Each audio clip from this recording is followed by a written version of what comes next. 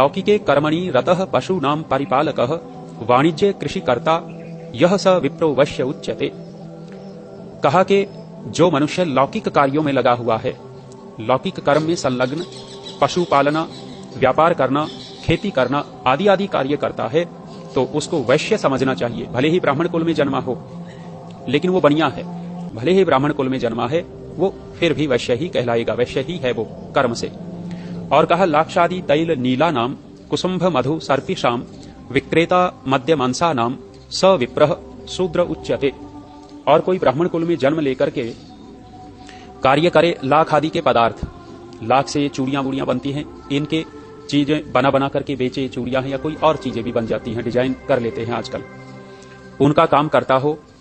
और कहा तेल बेचता हो, नील बेचता हो, नील जो कपड़ों में देते हो, कुमकुम आदि का कार्य करता हो, शहद बेचता हो, घी बेचता हो, शराब बेचता हो, मांस बेचता हो, ये सारे कार्य आचार्य चाणक्य शूद्र के कह रहे हैं। तो ये कार्य करने वाला ब्राह्मण कुल में जन्मा हुआ भी शूद्र कहलाएगा। और कहा पर कार्य भी हंता च दाम्भिकः स्वार्थ साधकः छली द्वेषी मृदुः क्रूरो विप्रो मार्जार उच्यते।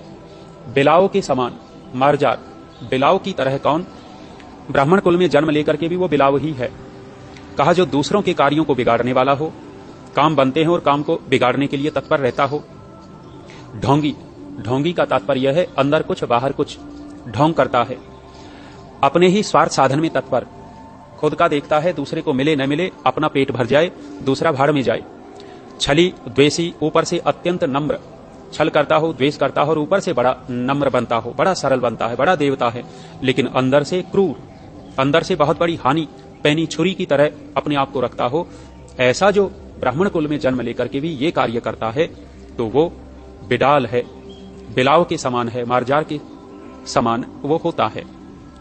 और कहा वापी कूप तड़ागा नाम आराम सुर वेश्म नाम उच्छेदने निराशंकः स विप्रो मलिच्छ उच्यते। मलिच्छ कौन है? कहते हैं कि जो बावड़ी, कुआं, तालाब, आराम करने की जगह, धर्मशाला आदि, देवालय, मंदिर आदि, यज्ञशाला जहां हवन होते हैं, उनको जो तोड़ने फोड़ने में निडर हो, तोड़ फोड़ देता हो, उसको मलिच्छ कहते हैं।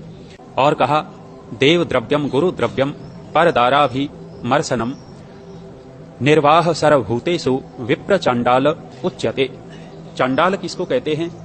चांडाल के लिए लिखा है जो विद्वानों और गुरुओं के धन को चुरा लेता हो, जो चोर हो, विद्वानों के धन को चुरा लेते हो, तो उनको कहा है चांडाल।